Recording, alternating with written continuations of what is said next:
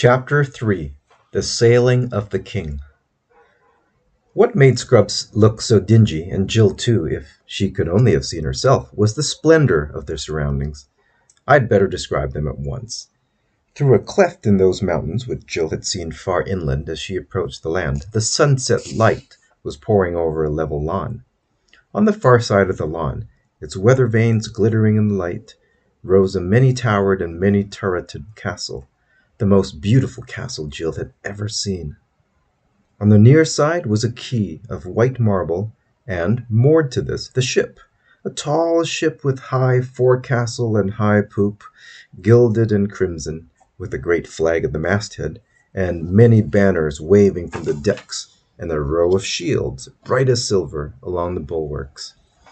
The gangplank was laid to her, and at the foot of it, just ready to go on board, stood an old man. He wore a rich mantle of scarlet, which opened in front to show his silver mail shirt. There was a thin circlet of gold on his head. His beard, white as wool, fell nearly to his waist. He stood straight enough, leaning one hand on the shoulder of a richly dressed lord, who seemed younger than himself. But you could see he was very old and frail. He looked as if a puff of wind could blow him away, and his eyes were watery. Immediately in front of the king, who had turned around to speak to his people before going on board the ship, there was a little chair on wheels, and harnessed to it a little donkey, not much bigger than a big retriever. In this chair sat a fat little dwarf. He was as richly dressed as the king, but because of his fatness, and because he was sitting hunched up among cushions, the effect was quite different. It made him look like a shapeless little bundle of fur and silk and velvet. He was as old as the king, but more hale and hearty, with very keen eyes. His bare head, which was bald and extremely large, shone like a gigantic billiard ball in the sunset light. Further back, in a half-circle, stood what Jill at once knew to be courtiers. They were well worth looking at for their clothes and armor alone.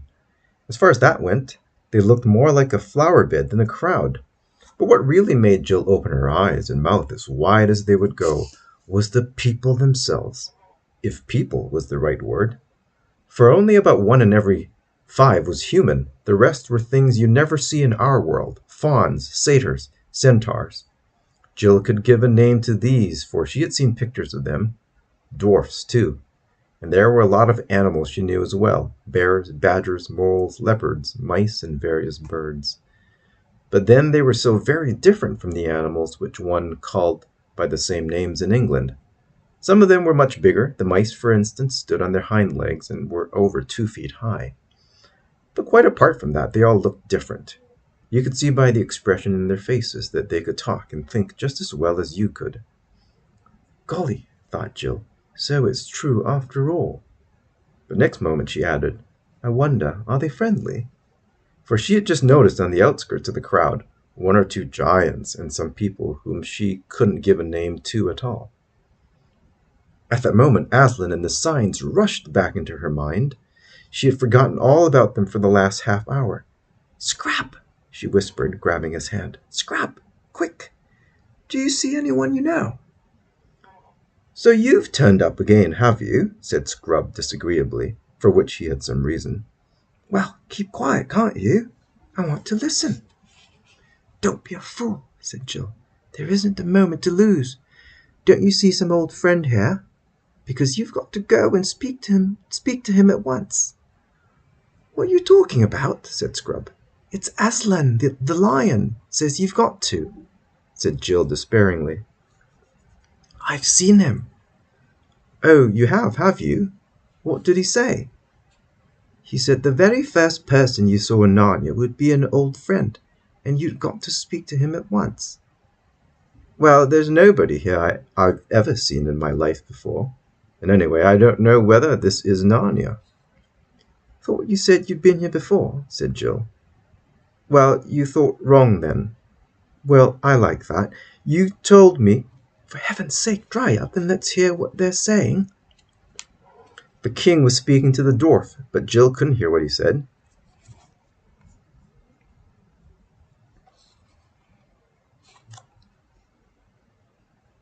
And as far As she could make out, the dwarf made no answer, though it nodded and wagged its head a great deal.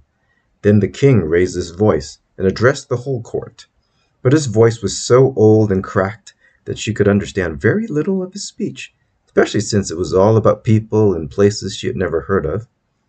When the speech was over, the king stooped down and kissed the dwarf on both cheeks, straightened himself, raised his right hand as if in blessing, and went slowly and with feeble steps up the gangway and on board the ship.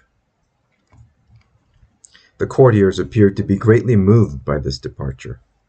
Handkerchiefs were got out. Sounds of sobbing were heard in every direction. The gangway was cast off. Trumpets sounded from the poop, and the ship moved away from the quay. It was being towed by a rowing boat, but Jill didn't see that. "Now," said Scrub, but he didn't get any further because at that moment a large white object, Jill thought for a second that it was a kite, came gliding through the air and alighted at his feet. It was a white owl, but so big that it stood as high as a good-sized dwarf. It blinked and peered as if it were short-sighted, and put its head a little on one side, and said in a soft, hooting kind of voice, "Too-hoo, too-hoo, who are you two?" "My name's Scrub, and this is Poe," said Eustace. "Would you mind telling us where we are?" "In the land of Narnia, at the king's castle of Cair Paravel." "Is that the king who's just taken ship?" Too true, said the owl sadly, shaking its big head. "But who are you? There's something magic about you two. I saw you arrive. You flew. Everyone else was so busy seeing the king off that nobody knew, except me. I happened to notice you. You flew." "We were sent here by Aslan," said Eustace in a low voice. "Too-hoo, too-hoo," said the owl, ruffling out its feathers. "This is almost too much for me, so early in the evening. I'm not quite myself till the sun's down." "And we've been sent to find the lost prince," said Jill, who had been anxiously waiting to get into the conversation. "It's the first I've heard about it," said Eustace. "What prince?" "You had better come and speak to the Lord Regent at once," it said. "That's him, over there in the donkey carriage, Trumpkin the dwarf." The bird turned and began leading the way, muttering to itself, "Woo, too-hoo, what a to-do. I can't think clearly yet. It's too early." "What is the king's name?" asked Eustace. "Caspian the 10th, said the owl, and Jill wondered why Scrub had suddenly pulled up short in his walk and turned an extraordinary color. She thought she had never seen him look so sick about anything.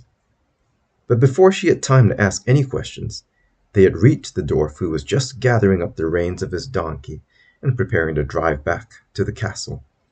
The crowd of courtiers had broken up and were going in the same direction by ones and twos and little knots, like people coming away from watching a game or a race. "Too-hoo, ahem, Lord Regent," said the owl, stooping down a little and holding its beak near the dwarf's ear. "Hey, what's that?" said the dwarf. "Two strangers, my lord," said the owl. "Rangers? What do you mean?" said the dwarf. "I see two uncommonly grubby man-cubs. What do they want?" "My name's Jill," said Jill, pressing forward. She was very eager to explain the important business on which they had come. "The girl's called Jill," said the owl, as loud as it could. "What's that?" said the dwarf. "The girls are all killed? I don't believe a word of it. What girls? Who killed them?" "Only one girl, my lord," said the owl. "Her name is Jill." Speak up, said the dwarf. "Don't stand there buzzing and twittering in my ear. Who's been killed?" "Nobody's been killed," hooted the owl. "Who?" "Nobody." All right, you needn't shout. I am not so deaf as all that. What do you mean by coming here to tell me that nobody's been killed? Why should anyone have been killed?" "Better tell him I'm Eustace," said Scrub. "The boy's Eustace, my lord," hooted the owl as loud as it could. "Useless," said the dwarf irritably. I dare say he is. Is that any reason for bringing him to court? Hey? Not useless, said the owl. Eustace. Used to it, is he? I don't know what you're talking about, I'm sure. I tell you what it is, Master Glimfeather. When I was a young dwarf, there used to be talking beasts and birds in this country who could really talk. There wasn't all this mumbling and muttering and whispering. It wouldn't have been tolerated for a moment. Not for a moment, sir. Ornus, my trumpet, please. The little fawn, who had been standing quietly beside the dwarf's elbow all this time, now handed him a silver ear trumpet. It was made like the musical instrument called a serpent, so that the tube curled right around the dwarf's neck. While he was getting it settled, the owl, Glimfeather, suddenly said to the children in a whisper, My brain's a bit clearer now. Don't say anything about the lost prince. I'll explain later. It wouldn't do, doo-hoo. Oh, what to do? Now, said the dwarf, if you have anything sensible to say, Master Glimfeather, try and say it. Take a deep breath, and don't attempt to speak too quickly. With help from the children, and in spite of a fit of coughing on the part of the dwarf, Glimfeather explained that the strangers had been sent by Aslan to visit the court of Narnia. The dwarf glanced quickly up at them with a new expression in its eyes. Sent by the lion himself, hey? He said. And from that other place, beyond the world's end, hey? Yes, my lord, bawled Eustace into the trumpet. Son of Adam and daughter of Eve, hey? Said the dwarf. But people at Experiment House hadn't heard of Adam and Eve, so Jill and Eustace couldn't answer this, but the dwarf didn't seem to notice. Well, my dears, he said, taking first one and then the other by the hand and bowing his head a little. You are very welcome. If the good king, my poor master, had not this very hour set sail for Seven Isle, he would have been glad of your coming. It would have brought back his youth to him for a moment. And now it is high time for supper. You should tell me your business in full council tomorrow morning. Master Glimfeather, see that bedchambers and suitable clothes and all else is provided for these guests in the most honourable fashion. And Glimfeather, in your ear. Here the dwarf put his mouth close to the owl's head, and no doubt intended to whisper. But like other deaf people, he wasn't a very good judge of his own voice, and both children heard him say, See that they're properly washed. After that, the dwarf touched up his donkey, and set off toward the castle at something between a trot and a waddle. It was a very fat little beast, while the fawn, the owl, and the children followed at a rather slower pace. The sun had set, and the air was growing cool. They went across the lawn and then through an orchard, and so to the north gate of Cair Paravel, which stood wide open. Inside, they found a grassy courtyard. Lights were already showing from the windows of the great hall on their right, and from a more complicated mass of buildings straight ahead. Into these the owl led them, and there a most delightful person was called to look after Jill. She was not much taller than Jill herself, and a good deal slenderer, but obviously full-grown, graceful as a willow, and her hair was willowy too, and there seemed to be moss in it. She brought Jill to a round room in one of the turrets, where there was a little bath sunk in the floor, and a fire of sweet-smelling woods burning on the flat hearth, and a lamp hanging by a silver chain from the vaulted roof. The window looked west into the strange land of Narnia, and Jill saw the red remains of the sunset still glowing behind distant mountains. It made her long for more adventures, and feel sure that this was only the beginning. When she had had her bath, and brushed her hair, and put on the clothes that had been laid out for her, they were the kind that not only felt nice, but looked nice, and smelled nice, and made nice sounds when you moved as well. She would have gone back to gaze out of that exciting window, but she was interrupted by a bang on the door. "Come in," said Jill. And in came Scrub, also bathed and splendidly dressed in Narnian clothes. but his face didn't look as if he were enjoying it. "Oh, here you are at last," he said crossly, flinging himself into a chair. "I've been trying to find you for ever so long." "Well, now you have," said Jill. "I say, Scrub, isn't it all simply too exciting and scrumptious for words?" She'd forgotten all about the signs in the Lost Prince for the moment. "Oh, that's what you think, is it?" said Scrub, and then after a pause, "I wish to goodness we'd never come." "Why on earth?" "I can't bear it," said Scrub, "seeing the king, Caspian, a doddering old man like that. It's frightful." "Why, what harm does it do you?" "Oh, you don't understand. Now that I come to think of it, you couldn't. I didn't tell you that this world has a different time from ours." "How do you mean?" "The time you spend here doesn't take up any of our time. Do you see?" "I mean, however long we spend here, we shall still get back to Experiment House the moment we left it." "That won't be much fun." "Oh, dry up. Don't keep interrupting. And when you're back in England, in our world, you can't tell how time is going here. It might be any number of years in Narnia while we're having 1 year at home."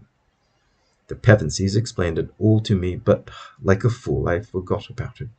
And now apparently it's been about 70 years, Narnian years, since I was here last. Do you see now? And I come back and find Caspian an old, old man. "Then the king was an old friend of yours," said Jill. A horrid thought had struck her. "I should jolly well think he was," said Scrub miserably. "About as good a friend as a chap could have. And last time he was only a few years older than me. And to see that old man with the white beard, and to remember Caspian as he was the morning we captured the Lone Islands, or in the fight with the sea serpent. Oh, it's frightful. It's worse than coming back and finding him dead." "Oh, shut up," said Jill impatiently. "It's far worse than you think. We've muffed the first sign." Of course Scrub didn't understand this. Then Jill told him about her conversation with Aslan and the 4 signs, and the task of finding the lost prince which had been laid upon them. "So you see," she wound up, "you did see an old friend, just as Aslan said, and you ought to have gone and spoken to him at once. And now you haven't, and everything is going wrong from the very beginning." "But how was I to know?" said Scrub. "If you'd only listened to me when I tried to tell you, we'd be all right," said Jill. "Yes, and if you hadn't played the fool on the edge of that cliff and jolly nearly murdered me. All right, I said murder, and I'll say it again as often as I like, so keep your hair on. We'd have come together and both known what to do." "I suppose he was the very first person you saw," said Jill. "You must have been here hours before me. Are you sure you didn't see anyone else first?" "I was only here about a minute before you," said Scrub. "He must have blown you quicker than me, making up for lost time, the time you lost." "Don't be a perfect beast, Scrub," said Jill. "Hello, what's that?" It was the castle bell ringing for supper, and thus what looked like turning into a first-rate quarrel was happily cut short. Both had a good appetite by this time. Supper in the great hall of the castle was the most splendid thing either of them had ever seen, for their Eustace had been in that world before. He had spent his whole visit at sea, and knew nothing of the glory and courtesy of the Narnians at home in their own land. The banners hung from the roof, and each course came with trumpeters and kettle drums. There were soups that would make your mouth water to think of, and the lovely fishes called pavenders, and venison, and peacock and pies, and ices and jellies, and fruits and nuts, and all manners of wines and fruit drinks. Even Eustace cheered up and admitted that it was something like. And when all the serious eating and drinking was over, a blind poet came forward and struck up the grand old tale of Prince Cor and Erebus, and the horse Bree, which is called The Horse and His Boy, and tells of an adventure that happened in Narnia and Calormen and the lands between, in the Golden Age, when Peter was High King in Cair Paravel. I haven't time to tell it now, though it is well worth hearing. When they were dragging themselves upstairs to bed, yawning their heads off, Jill said, "I bet we sleep well tonight," for it had been a full day, which just shows how little anyone knows what is going to happen to them next. End of the chapter.